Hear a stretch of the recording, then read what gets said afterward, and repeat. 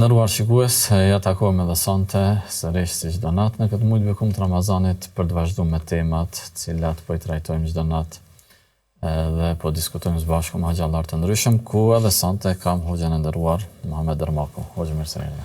Mirësejtë Lukman. Hoxhë, do të vazhdojmë bisedimet, kemi folë mbram për vlerat monetare, por sot do të flasim për mallrat, që janë çështje prezente tek tregtarët, e që nuk janë as ari as argjend, por që ka zakat për ta apo jo. Patjetër. Bismillah, alhamdulillah, wassalatu wassalamu ala rasulillah. Edhe një herë falenderoj për ftesën. Zakati, sikur përmendëm edhe natën e mbrëmshme, i ka 5 burime ose 5 pasuri kryesore, e që njëra prej tyre është zakati në mallrat tregtisë. Në fakt, për të pas qartë, njeriu kur bëhet tregtar, i bie se ai ka ble mall për të shit. Para se me ble mallin, çfarë ishin ato? Ai pasuria e tij ishte para ose ishte ari. Por kjo është filozofia e kësaj, pse malli i tregtisë obligohet zakatin në te. Sepse njeriu e posedon atë. Dhe ai mund ta shes kur doj, ka mund të synon fitimin prej saj. Patjetër, dhe synon fitimin. Është mall i qarkullueshëm, por kur e themi mall i qarkullueshëm, i mund shumë u qarkullu, se s'do të thotë që njerëzit e qarkullojnë. Pra, për këtë arsye dhe parat që janë vetëm s'po është i ekspozuar për që i ka vetëm deponim, dikush i ka vetëm në bankën e tij 50.000 euro, ai nuk fiton gjë prej tyne. Por megjithatë është e mundshme të fitohet. Gjithsesi është e mundshme të fitohet, është mall që edhe sidomos ky tani që shndrohet në tregti, atëherë ky e obligon nxjerrjen e zakatit. Në mënyrë pak më konkrete, se ne çdo ditë blejmë mall dhe çdo ditë që blejmë edhe konsumojmë është pjesë e mallit, por çka konsiderohet mall tregtie për cilën obligohet zakati? Mall tregtie konsiderohet gjithçka që e blejmë me qëllim të shitjes. Ti blen vaj. Në jetë qëllimi është i rëndësishëm tek. Po e marr shembull, unë blej ari, por synim e kam një dhurat gruas. Edhe pse shembulli i arit e marr. Ose tesha po e marr. I blej tesha të shtrenjta, por janë qëllim dhurate. Edhe nëse janë 15.000, 20.000 euro. Po ja bleni vetura vllas. Se ka marr lejnë se edhe atë e bëjmë. Me fjalë tjera, ajo do të jetë mall pasuri që ajo do ta përdor për veten. Nëse unë ata fustana, ato tesha, atë vetur, kam synim të fitoj. Ndoshta nuk e kam bë akoma sallonin shitjes të veturave, ose por kam synim të fitoj, atëherë ky është shndruar në mall tregtie. Dhe në kupton hoxhë në këtë rast, pasi që njëti është i rëndësishëm. Nëse dikush pronëson, jo nga tregtia, mund të merr trashëgimi ose dhuratë, sikur në këtë rast, edhe ka sasitë mjaftueshme të asaj pasurie që po të ishte për tregti kishte me qenë zakat në këtë rast. Në këtë rast nuk obligohet, sepse konsiderohet nga pjesë e jetës të përditshme që i ka pasuri.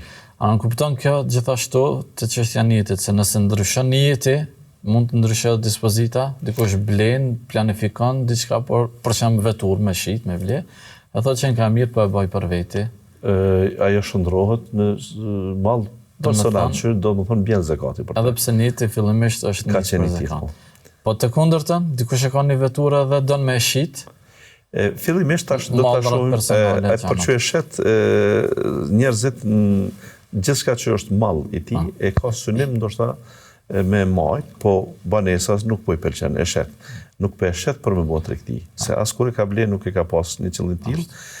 Atëherë ky në këtë rast nuk konsiderohet mall i tregtisë. E shet ta shohim tuti çka do të bën me ato para. Nëse i shndron në diçka për të fshit dhe ble, nëse i thot për shembull vetes sa mirë, 80.000 kam ble banesën, 100.000 e shita, 20.000 fitim, pra paska sa mu marr me këtë punë. Atëherë del dikun me qira krejt, tash është shndruar në shitës dhe blerës të banesave tregtar. Dallon çështja. Përndryshe nëse ka fut familjen me banesën e re dhe i ka fitu 20.000 i bofshin mirë. Mirë, kalojmë pak te nisabi, edhe pse kemi folë dje, po dikush mund ta përcjell vetëm këtë emision. Për mallra tregtar, si me kalkulu vlerën e sasisë mallit për cilën jepet zekati? Duhet përcjell në çdo kohë, në çdo vit arin, çmimi i arit. Po e themi i arit, jo i argjendit, sepse ka dietarë që kanë menduar edhe për argjendin, që mund të jetë çmimi i vlerësueshëm, por në dekadat e fundit, në periudhën e fundit, argjendi ka degradu.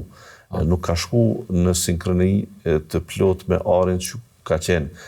Sikur me thonë ato 85 gram të arit, parafarsisht kanë bo sa 595 gram të argjendit. Kryesisht 11 ka qenë, 200 dinar, 20 dinar me 200 dirhem.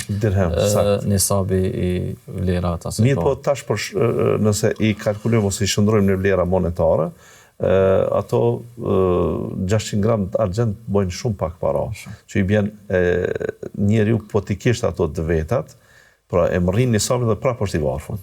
Prapë nuk i dalin për të në vitin jo si jo, po edhe për pak kohë. Ndërka që këtu du ta përcjell arin. Përmend një gjë që kam mësu prej teje, po ta kthej një përgjigje prej emisionit kalum. Një prej elementeve që vlen me u theksu arin, nëse i shohim nisabet e vlerave tjera, sigurisht bagtive, për shembull 40 dele, 30 lop. Nëse krahason me argjendin del shumë diferencë, kështu që është edhe kjo një element i urtësisë, pse më është dukt, domethënë që dietarët që kanë thënë të përqendrohemi në arin, se e dini dietarët muftiu i Arabisë Saudite i mëhershme dhe të mëhershme në përgjithësi, kanë thënë që të llogaritet më i ulti. Nëse është kjo realisht me medhheb Hanefi është ashtu. Është ajo që është më në favor të fukarave. Të fukaras. Mirë, po ka degraduar sepse nuk krahasohet. Ato 5 devet kur ti kshyrsh bojnë parafarsisht 85 gram ari. Besa edhe kjo tjetra. Arin ne e kemi në kulmin e rritjes së vlerës tij. Por të flasim kështu pa dorza. Sa mund të konsiderohen shpenzimet e një familje një vjeçare? Aty ka ardhur ari. Ari ka shku, në fakt, edhe me këtë ngritjen që ka, edhe me jetën. Tash nuk mund, nëse para 4-5 vjetë, nisabi ka qenë 6-7.000 euro. Ato 6-7.000 euro, por ti pjesësh në 12 muaj, dalin 4-500, sot paga minimale në Kosovë, do t'jetë në këtë vit 500 euro. Për shembull, imagjinoj pra, me 1.000 euro paraparsisht, jemi aty me arin, kështu që nuk i bie keq. Jemi të nisabi, kemi përmenë edhe në emisionin e kalum. Nëse dikush kushtimisht po themi, nuk e ka sasinë e mallrave që arrin nisabin, por ka parat kursyra, këto i bashkan. Qoftë nëse biznesi është fillestar ose dikush nështë edhe në likuidim për ndaj borxh ndaj diçka, por vjen data e zakatit, i kanë metë edhe disa gjana aty, ato i bashkan. I bashkan, madje edhe në atë teorinë time, edhe nëse 1-2 trionaza ky ja ka ble gruz dhe i konsideron të vetat, edhe ato i fut edhe bën bashkë. Mirë, folëm të çështja e jetit, po në biznes mallrat janë të ndryshëm. Ka mallra të ekspozuara, mallra në depo, mallra në kargon, domethënë duke ardhur, cilat hyjnë në shportën e zakatit. Është çështje e diskutueshme tek dietar bashkohor se cilët janë mallrat që konsiderohen për zakat, por ne do t'i themi të gjithë mallrat që i kanë dispozicion për shitje.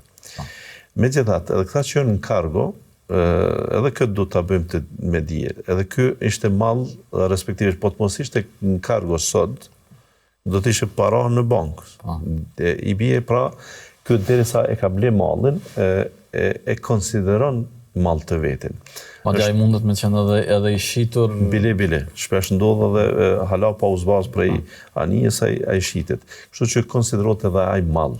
Mall që bie prej zakatit do të ishte malli që i ka skadua fati, që zguxon edhe me shit. Realisht do të mos asgjësu. Ose nuk është që asgjësu, po i ka dalë moda.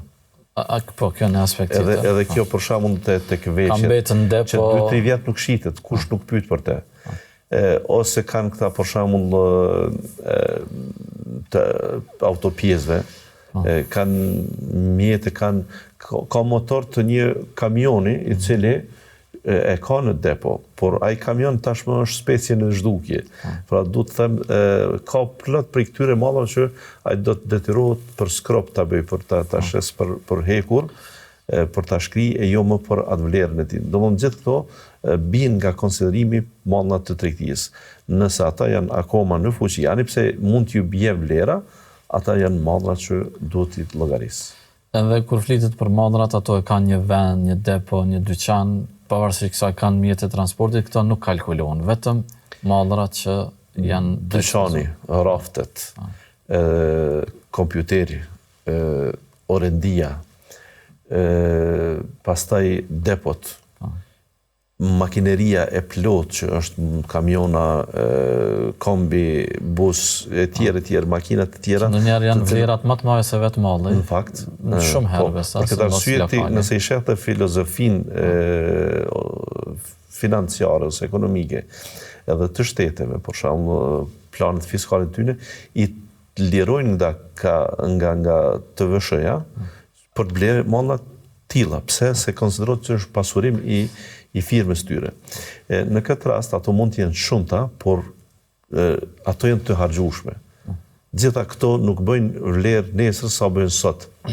Bile shumë prej këtyre kamionëve, ata do të detyrohen amortizohen. Pra. Ato nuk konsiderohen malla të tregtisë. Malli i tregtisë është ai që mund të shitet. Përveç nëse ky ndërlidh me atë ka ble kamiona, por thotë pse jo, edhe kamionin ka pak shes. I bën se dikujt ka plot që e fillojnë një mall me shit ose një branshë të caktuar, edhe në tregti sipër e shohin që edhe këto mjetet ndihmëse, pra raftat që i përmenda, ai është furnizuar për vete, për rafte në Kinë. Edhe plot kolegë kanë pyet, po ku i morë, pse s'po. Shumë të mirë ky fillon t'ju bjen, t'ju sjell aty, pra është shndruar edhe në shetës të rafteve, atë është tjetër temë. Mall ka, zekatin intereson me dhanë, por qysh me vlerësu mallin? Është një s'paku për me mrri nisabin, po edhe për me dhanë. Kryesisht po supozojmë që veç dihet që nisabi ka kaluar. Kur të numërohet, ai do të numërohet me një standard, pastaj e shohim a ka mri apo nuk e ka mri nisabin. Ka tre mendime dietarëve. Disa thonë me çmimin e blerjes. Disa thonë me çmimin që e ka të ekspozuar në shitje. Bile bukur shumë janë që e përmbajnë këtë mendim, por atë që do të them e ndjeku, ose kush jam unë për flen zemra. Po që më flen zemra dhe në fakt më zhduk që është më mesatar në këtë çështje, është as nuk guxojmë ta ngarkojmë shitsin me çmimin e shitjes, sepse akoma nuk i ka shit. Fitimet nuk i ka arrit. Dhe nuk i ka arrit. Sa i nesër mund me shit 1/2. Jo, shpesh ndodh bile kjo. Edhe tjetra është po edhe çmimi vetëm i blerjes. Në Kinë ta zonë ka ble 50 cent, megjithatë kargoja dhe tatimi për shemb dogana i kanë bërë që ky të kushtojë 1 euro dhe ky tash po të ishte ditë likuidimi për të, ky nuk thotë ka ble 50 cent, ky ka ble 1 euro. Atëherë ne do ta konsiderojmë çmimin që i ka kushtuar deri në zbarkim në depon e tij ose në ekspozimin e tij për ta shit. Ky çmim që është në ditën e sotme me kret pra blerjen, bartjen, doganimin e tjera, do të jetë çmimi minimal. Dhe kjo është çmimi që ky ka investuar pas. Realisht hoxha dhe çmimi real që atij malli që mundet me ushit. As ai sot ka kushtuar ty, as sot ti pretendon me nxjerr margjinën e firmës, sidomos hoxha këto për bashkëbisedim edhe me marrë mendimin. Kur kemi mallrat që jo domosdoshmërisht janë mallra të reja, ka diçka që është më i vjetër, ka diçka që ti don me shit veç për me likuidu.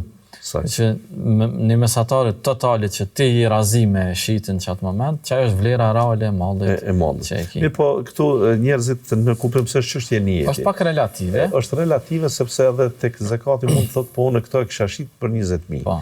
Do shta e kishe shit për 20.000, por tregtari i parë që t'vjen ti nuk i thu 20.000, ti i thu 30.000. E çka nëse e shite 30.000? Atë e ke Por konsideruar. alesh dik me shikun e çmim real të Është tregut. pra çmimi real, ai do të bëhet kështu. Me zakat fillimisht, se ne nuk kemi fol për peshën dhe rëndësinë e zakatit, ke pas sigurisht mysafirë të tjerë, por me zakat do ta di se afrohet Allah. Me zakat do të di se nuk duhet të mashtrohet Allah. Me zakat do të jetë transparent para Allahut. Me zakat fiton shumë kënaqësi në këtë fakt, në këtë rast edhe bereqetin. Kështu që ai do të bëhet real me të. Edhe atë që thotë se ky mall nuk bën më shumë se ka mall që është për shembull i dëmtuar. Dhe ai nuk mund të shitet as si as me çmimin e blerës ndoshta. Atëherë do ta llogaris aq sa mund të shitet në ditën kur do ta shes. Shumë e vërtet. Hoxhë, vazhdimisht e kemi theksuar çështjen e haulit, kalendarit një vjetor të kalkulimit të zakatit, por mallrat lëvizën vazhdimisht. Po kuptojmë të thesari, të pasuria, të gjëra llogaria. Por mallrat që qarkullojnë si më u kalkuluan një vjeçarin e tyne. Po malli inshallah kur nuk rrin depo. Inshallah gjithmonë është në qarkullim. Sa më mirë me qarkullim. Njerëzit e mendojnë nganjëherë që po në këtë mall nuk e kam që një vet. Që se ke. Është mirësi që se ke. Kurse ke mall e ke diçka tjetër. Sepse ajo për mos me pas e ke bë. Ajo domthon kur dje nuk ishte mall, ishte para. Sot e ke ble kët, e ke pa që nuk ja ka vle. Me nxekje shit. Del prej kësaj në diçka tjetër ose kundërta, e shes se sidomos merret te artikuj ushqimor. Ai rifi ka ble vaj, për shembull sheqer, miell. Këta nuk kanë afat skadencës shumë të gjatë. Por ky brenda vitit 20 herë ka ndru. Në fund të ditës, atë ditë kur është bë obligim zakati. Po e marrëm shemb me një Ramazan të vitit kaluar kam dhënë zakat, dhe unë sot du ta shoh gjendjen reale që e kam në depo, në magazin, në dyqanin e shitjes, në gjirë llogari, në borxhet që mi kanë të tjerë, këto do t'i llogaris dhe do t'jem real me vetveten. Unë do të kem borxhe, ose të kam plane me bërë një zgjerim, a kam bo akoma jo. Atëherë të mbeten, kjo është sikur parata e atij që i ka deponu me kursimet të veta për të blerë një banesë. I ka bo 50.000 euro, po akoma nuk janë të mjaftueshme, i duhen 80.000. Ne nuk i themi ti mos jep zakat për to. E dëmtohet e di pak, por e megjithatë ai duhet jep zakat sepse ka qëndru, ka pushu. Se ka pushu paraj, po. Ani pse ka një. Që në kupton se vlera monetare personi e ka, qoftë e nëse konvertohet në para, qoftë nëse ripërsëritet blehet mall, ajo vlera atij mbetet. Ose e ka dhënë borxh dikun tjetër ose po.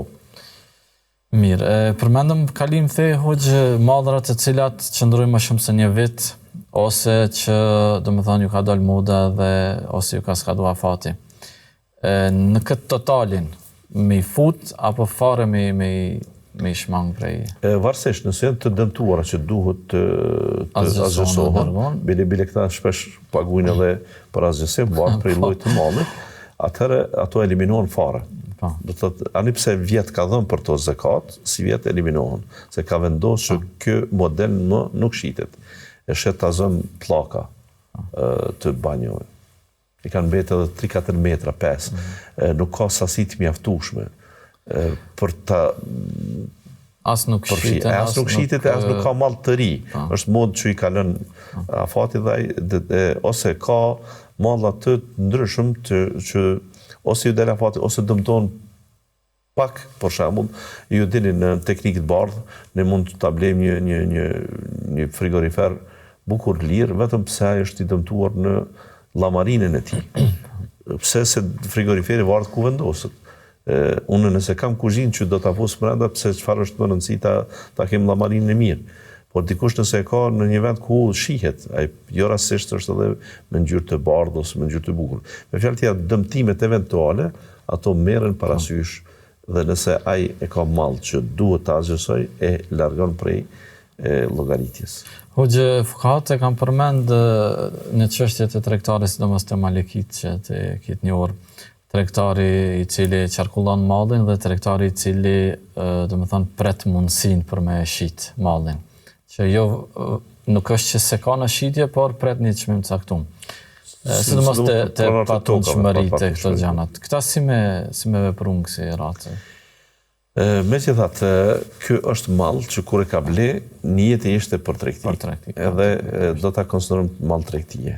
Pavarësisht, ky është mirë se mund të jetë strateg, mund të jetë që e prejudikon dhe ashtu del. Më mirë me shit mas 5 viteve, që ky 5 fishot, 10 fishot, se sa me shit tani. Mirë po, a mundet me shit tani? Mundet me shit. Kur e ka ble, për çfarë qëllimi e ka ble, për ta shit, atëherë megjithatë konsiderohet mall tregtie. Mirë, hoqë falem për mallrat qarkullueshëm, për patundshmëri, sot jemi në kohë të digitalizimit dhe gjanave abstrakte. Shitblerja me gjëra abstrakte, firma, kompani, të drejta, patenta, webfaqe, nuk janë asetet prekshme, po janë të vlefshme. Si me i trajtu këta? E vërtet, këto në fakt nuk është që mund të adresohen sikur mallra tregtisë. Nëse dikush, pra këto janë më shumë shërbime. Kjo mund të themi sikur qiraja që unë kam ble banesë për shembull, e di se nuk më duhet, por të njëjtën kohë dhe nuk e kam ble për me shit, po për të përfitu prej qiras. Atëherë, nëse qiran të tërën e shpenzoj, nuk mbetet asgjë. Pra, mbetet sikur çdo pasuri tjetër. Këto lloj të mallave të papatentuara ose të patentuara, të jenë, pra për shembull ka produkte që mund të shiten si projekte digjitale që përmendet, edhe mund të mos e ketë bërë vlerësimin e duhur me kohë, ka punu këtë 2 muaj 3, por ndoshta nuk jemi punë askujt dhe ose duhet ta rigjeneroj, ta riparoj, ose fare ai nuk shitet, nuk e konsiderojmë mall në shitje, sepse varet ato më shumë shkojnë me porosi. Të këtillat e kemi problem, ti trajtojmë si malla të deponueshme, andaj këta do t'japin zakat vetëm kur fitojnë. Do të thonë të ardhurat hyra. Nëse i kanë si tyre, nëse janë tyra të vazhdueshme që këta sa marrin aq edhe shpenzojnë, atëherë i bie sikur zakati në paga. Mirë, të folëm sa i obligohet, si obligohet gjitha, por si me dhanë tregtari zakatin. 2.5% është standardi. Pyetja që bëhet, sidomos në rast të mos likuiditetit të parave, a mundet me dhanë prej mallit zakat? A ka ndonjë rregull këtë? Esencialisht zakati jepet prej llojit të mallit. Esencialisht, por prej love ne nuk japim diçka tjetër, japim lop.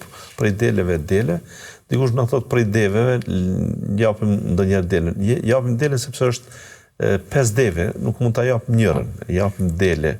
Por në përgjithësi malli që e kemi, prej ti do ta japim zakatin. Mirë po, nëse kjo aplikohet, kjo do të ishte e mirë për përfituesit. Por kjo din të na çojë në luks, a zakati nuk e ka këtë qëllim. Që i bie? Pra, nëse unë shes orat të shtrejta, Rolexat që i morë shembull, e të ngjashme. Dhe unë 1.000 euro po të pi kërkosh, si shtë populli me mbytë, s'mi nxjerë, se si kam. Unë kam mall sa dush. Po ta japun ty një orë Rolex për zakat, ose kam banesa të shtrejta, cilat i punoj për kategori të caktuara. Dhe ajo banesa ime, pra që unë mund ta jap zakat, i bën 200.000 euro vlerë. Me ato 200.000 euro që janë në zemër të Prishtinës, po marr shembull, mund t'i marrësh në periferi një 5 banesa që pra ti akomodon disa familje. Akomodon 5 familje.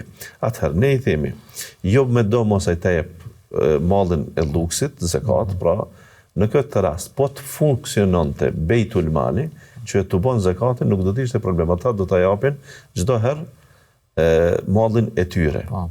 Sepse Beitul Mali e shndron pastaj. Atë penthouse-in në në ankand dhe e shet, i deponon ato para.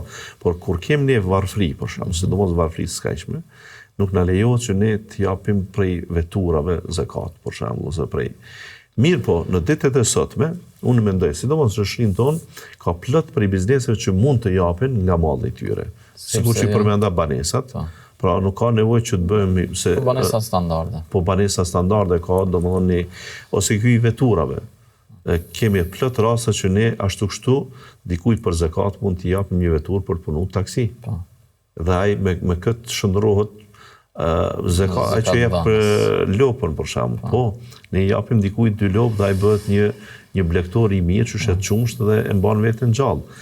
Sidomos këta që nuk shesin malla të shtrejtë, ta zëm të tekstili. Cila familje për shembull nuk ka nevojë për rroba të fëmijëve, cila familje nuk ka nevojë për rroba të rinjve, cila familje nuk ka nevojë për batanije, etj. Pra mund të jepen vetëm duhet ta gjej edhe marketet e mëdha mund të hyjnë këto. Po të marrë barnatorët besa. Barnatorët, çdo herë ka kërkesa të ta për me ju dhon dikush pra ose me gjetë ndonjë donator të aty për aty shumë. Po të marrë një shembull, sanitari njëri shiste dhe më pyeti se unë tha mund t'i nxjerr para, po më duhet pak. Tash jo s'ke nevojë. A vin raste të shoqatave humanitare që bëjnë ndërtimin e shtëpive të kërkojnë mall tash shumë shpesh. Më beso ai njeri jo që jep tash zakatin për tyre, po jam i bindur që si vjet e ka zakatin e 2030-s të krymë. Sepse ka shumë kërkesa. Edhe i kam thonë, kur mos i shet ato qeshmet dekorative në emër të zakatit. Dhe këtu, hoxhë, që do është me bë pyetjen se ka mallra më cilësor, më kualitativ, më të shtrejt, mund të jetë edhe mallra më të dobët. Po ashtu te vlerësimi, si me vlerësu? Me çmimin që ai e shet apo me çmimin që ka llogarit zakatin për ta? Kjo është çështja. Ai në rastin kur e nxjerr zakatin fillimisht, se njerëzit janë të gatshëm të marrin këto malla që ju kanë tepruar, që nuk shiten numrat e mëdha të kpucave etj. Ne ju themi tamam duhet ai ta nxjerr mesatarën, dhe ai duhet jetë i drejtë me vetveten. Të mos më jep mua për zakat numër 46 kpucat 10 palë të tilla, kur ai ka për t'i dhënë të gjitha 20 palë kpuca shembull po marr. Pra i bjen mesatarja kpucave të ti është 42. Pra mund t'i hek një parë për këtyre. Besabes edhe nga ato që janë superiore t'i jep të tillat. Qysh i llogarit, qysh e bënëm llogarinë e mallit. Nëse ati na dolen pra në shitoren e tij, i pati 20.000 euro mall, me çfarë çmimi llogaritëm, ne patëm një standard. Dhe unë mendova që standardi normal do të ishte ky i blerjes dhe i deponimit të mallit deri në pagesën e doganës. Dhe ky sesoj ka 20.000 euro. Në të kundërtën, me çmim të shitjes këtij i bëjnë 40.000 euro. E tash unë, nëse ja llogarita 20.000, kam i dhënë pra me çmimin që ju kanë kushtu këtij. Pra do të thotë ato kpucat do të më jep me 15 euro, jo me 30 sa kam i shit. Sepse kur ja llogaritëm 15 sa i kanë kushtuar mbledhje. Nëse kemi praktikuar të kundërtën, me çmimin e shitjes, asaj ka, atëherë do t'i llogarisim me çmimin e shitjes. Mirë, te bizneset hoqë, jo domosdoshmërisht është vetëm një pronar, mund të ketë partner edhe aksionar. Si me vepru këta në raport me zakatin? Secili prej tyre i ka ose nëse nuk është ndonjëri prej tyre zakat dhënës. Secili prej tyre i ka në fakt detyra dhe obligimet e veta dhe në partneritetin e tyre këta nuk konsiderojnë, këta kanë një biznes, por nuk e kanë një pasuri. Dhe secili është me gjendjen e tij. Po e marrëm 5 vetë kanë një biznes që ka 50.000 euro. Me këto 50.000 euro këta secili ka nga 10.000. Dhe tash, njëri prej tyre ka edhe 2.000 të shtëpia që i vjen për mrin nisabin dhe jep zakat. Njëri prej tyre mund të mos jetë fare musliman, nuk e ka fare zakatin. Njëri prej tyre ka edhe 5.000 në shtëpi, por i ka 10.000 borxh që duhet si vjet ti laj. Pra secili e ka gjendjen e tij të llogaritjes. Secili prej vetes. Secili prej vetes vet. Pra këta japin secili veç e veç. Të aksionet hoqë jemi në kohë bashkore pavarësisht që të ne, ndoshta këtu nuk është shumë e njohur, po të rinia besa po edhe shumë njerë që na shikojnë ndoshta edhe prej vendeve evropiane, diaspore të tjerë. Blerja aksioneve në berzë. Mund të bëhet ajo blerja aksioneve për tregti ditore ose për të prit dividendet nga një firmë, nga një kompani. Si me llogarit zakatin këto? Në situata të tilla, nëse jam për blerje ditore, natyrshëm që ajo është pasuri e cila brenda pak orëve, faktikisht vrehet se si dhe ku përfundon. Ndërkaq këto që blihen dhe mund të kenë ndryshim edhe të çmimeve, pastaj disa dhe mund të humbin krejtësisht. Humbja nuk e liron njërin prej zakatit, pse ke mund të humbësh në këtë lloj tregtie, pra mund të shohësh se si e ke gjendjen tjetër me pjesën tjetër. Edhe si të kundërtën, ke fitu me këtë më shumë se sa që e ke mendu, atëherë këtë llogarit kësaj. E rëndësishme, ditën e zakatit e sheh se cila është vlera e tyre, e njerëzve dhe tjera momentale. Me vlerën momentale ti je dakord sepse ato e ke në dispozicion. Domethënë kjo është realisht për atë që është duke bërë tregti. Po nëse dikush i pret vetëm dividendet dhe kompania nuk është kompani tregtare, mund të investojnë në një firmë bujqësore, në një firmë e cila ka shërbime po e zajmë. Dhe ky person e pret dividendet në fund 6 mujorit, 1 vjeçarit, si me vepru kjo, me vlerësu asetin, aksionin e tij të kompanisë apo të ardhurat që i merr nga kompania. Po tash këto që po i përmend me detaje, nëse ky ka bërë investim në shërbime, atëherë në shërbime bie se ky ka me të pasuria në bazë të ardhurat e tyre. Nëse ky ka bërë investim në bujqësi, për shembull ka mbjell në Afrikë dikun oriz, atëherë ditën e korris ti.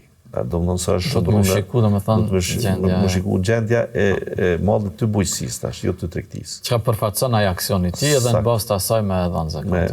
Me e orientu ka është. Hoxhë, ishte kënaqësi për bashkëbisedimin, po të duhet me përmbyll, shkon minutat, me ty shpejt kalon koha. Po shqyrë Zotit në PIS TV kanë me të pas ma shpesh edhe në emisione tjera. Kënaqësi për kohën që ndajta. Faleminderit shumë edhe njerë për ftesën. Kam parasysh këto tema me shumë elan dhe arritshmëri të lartë i ke. Ne kur kem ndonjë defekt në pyetje të tilla, e di që ti drejtojmë dhe të pyesim dhe je prej ekspertëve të hoxhallarëve shqiptarë, barë shqiptarë, them të kësaj fushë, të ka ta moderosh, po të përfitojmë për njërin tjetrin, Zoti ju nderoj. Faleminderit shumë. Atëherë shikues të dashur, këtu po e përmbyllim këtë emision me shpresë që më u taku prap. Deri atëherë mirëmbëjtje. Assalamu alaikum wa rahmatullah.